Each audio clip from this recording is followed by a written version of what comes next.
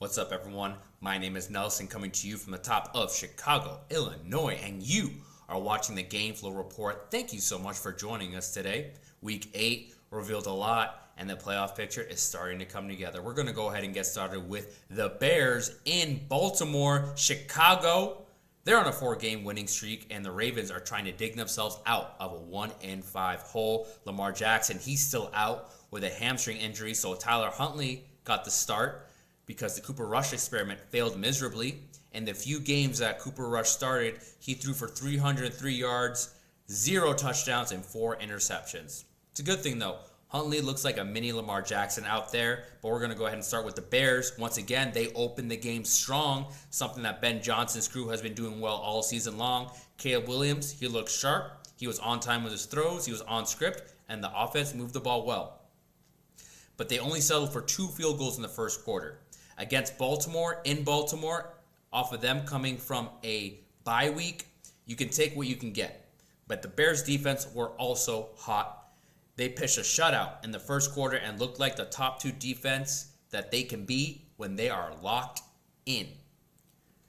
But the Ravens have this one player called Derrick Henry, and once he got moving, the Ravens offense got in rhythm. Huntley started using his legs, extending plays and hitting throws to Zay Flowers, Rashad Bateman, and Mark Andrews. By the end of the third quarter, Baltimore was ahead 10-6, and you could feel the momentum shifting in Baltimore's way. Then came the frustration. And what I mean by frustration, I mean Caleb Williams' play. He threw a brutal interception deep in his own territory. And you can see how upset Ben Johnson was. This is now a theme that's happening all season long, cutting to Ben Johnson after Caleb Williams fumbles the snap, fumbles a ball himself, throws an interception. They couldn't recover after that. The Bears defense was gassed because the offense couldn't stay on the field, and the Ravens took away any momentum that they had, and they ran away with it 30-16. Caleb finished 25-38, 285 yards, and 1 ugly pick. DeAndre Swift, he had 45 yards on the ground. The only highlight of the game was Rome Odunze. He had 7 catches for 114 yards. But overall, the Bears offense lacked urgency in the fourth quarter when they had any type of hope to come back in the game. They looked like they were playing with 10 minutes left in the game when they were down by 2 scores and there was around 5 minutes left. Ugly offensive execution on their end late in the game. The Ravens, though, they did well with Huntley at QB. Huntley was 17-22, 186 yards and a touchdown, plus 53 yards rushing. Derrick Henry, 21 carries on 71 yards, 2 touchdowns. Zay Flowers led the receivers with 63 yards receiving. And Charlie Kolar added a touchdown to the game on National Tight Ends Day. So before we move on, here are a few of my takeaways from this game. The Bears defense is a top 2 defense in the league when they are locked in and in sync. However, when the offense is sputtering out of control, their defense needs to be out on the field longer, and they give up big plays in key moments. We saw this early in the first game of the season against the Vikings. We saw that against New Orleans, and we just saw that against the Ravens. They can't keep doing this. Another thing, Baltimore completely shut down Chicago's run game. That forced Caleb Williams to win from the pocket, which he did not. And this is where I start to get concerned because I ask myself this question. Is Caleb Williams disrupting Ben Johnson's offensive rhythm?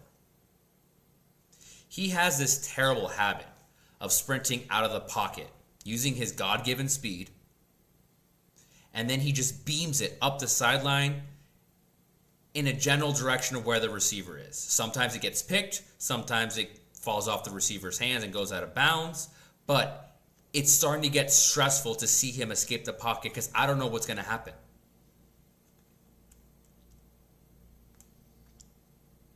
He missed DJ Moore in the back of the end zone in the fourth quarter against the Ravens.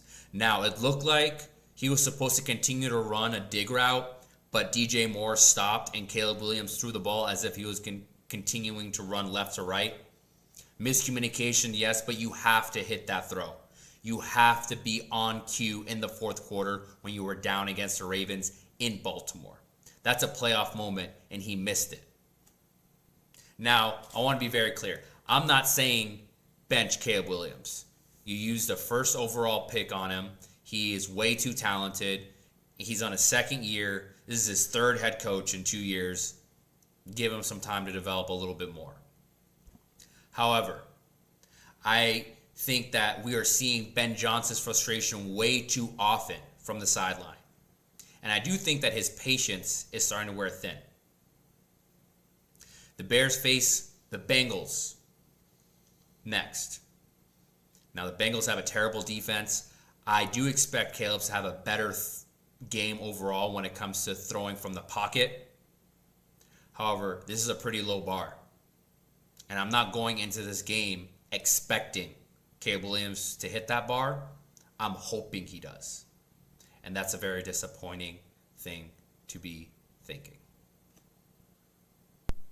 Now it's time for our next segment called Flow Through, where we flow through some of the games that you may have missed, but they do have some impact for this season, starting with the Bills and the Panthers. The Panthers on a 3-game win streak. That came to a screeching halt playing the Bills. Bryce Young is out with an injury. Andy Dalton showed us why he's still a backup in this league. He was 16 of 24 for 175 yards passing and 1 terrible interception. James Cook cooked this game. He had 19 carries for 216 monster yards on the ground and 2 rushing touchdowns. Josh Allen, he did his thing.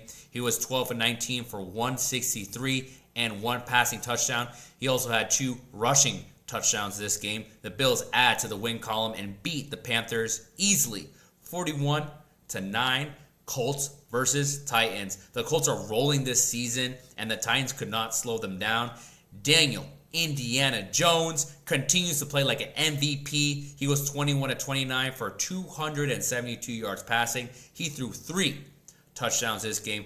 1 to Michael Pittman Jr., 1 to Josh Downs, and the 3rd touchdown was to the MVP himself of the Indianapolis Colts, Jonathan Taylor. Not only did he have a receiving touchdown, but he only carried the ball 12 times for 153 yards. He also had 2 rushing touchdowns, riding that momentum from the 3 rushing touchdowns that he had last game. The Colts continue to look like the best team in the AFC and beat the Titans 38-14. Moving on to the Bucs versus the Saints. They're looking to get some anger out after losing to the Lions last week. The Bucs and Spencer Rattler was the Bucs punching bag. Spencer Rattler in the second quarter, he was deep in his own territory and throws an interception to the outside linebacker, Anthony Nelson. He runs over Spencer Rattler and walks into the end zone for the Bucs' first touchdown of the game. Rattler was so bad. Tyler Schlow came into the game. Who? Exactly. Not a stellar game from the Bucs either. Mayfield was 15 of 24 for 152, but the Bucs did win. They'll take it after their loss last week. They win 23-3. Tyler Schlow will get the start next week for the Saints. They are benching Spencer Rattler.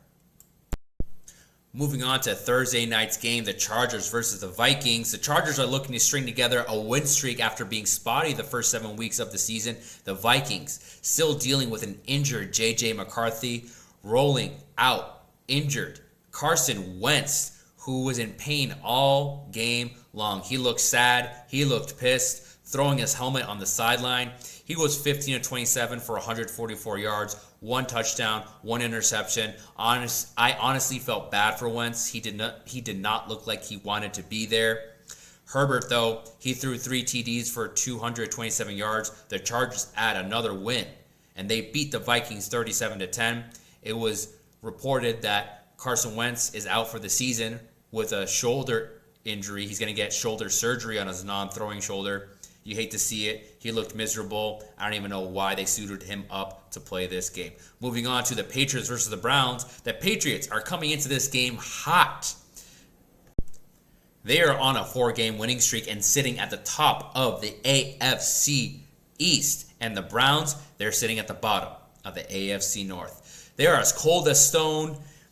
Dillon Gabriel looking small as always with the Browns offense. He couldn't get anything going. Gabriel was 21 of 35, 156 yards, 2 passing touchdowns, and 2 interceptions. Browns defensive end Myles Garrett. He had a game today. He had 5 sacks, but it did nothing to slow down Drake Maye and the Patriots offense. Maye was 18 of 24 for 282 yards, 3 touchdowns, 1 interceptions. I think Drake Maye has the best deep ball in the game.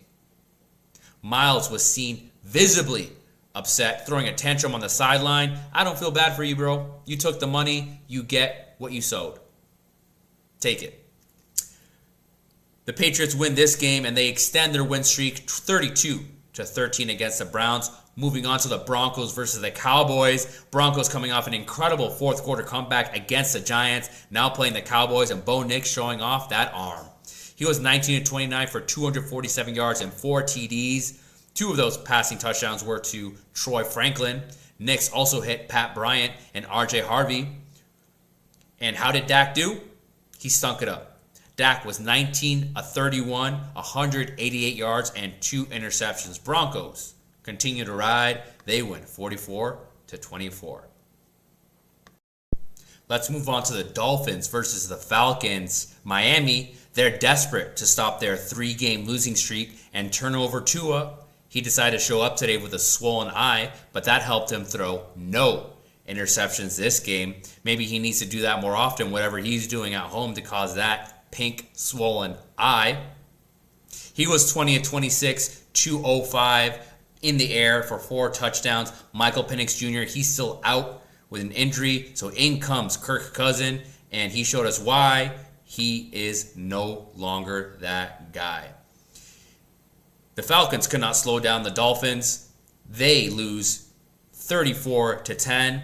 Tua had his best game of the season. Hopefully they can continue that win streak. The Jets versus the Bengals, they finally get their first win. The Jets do. Justin Fields was on a mission after the Jets owner took some shots at him during the week.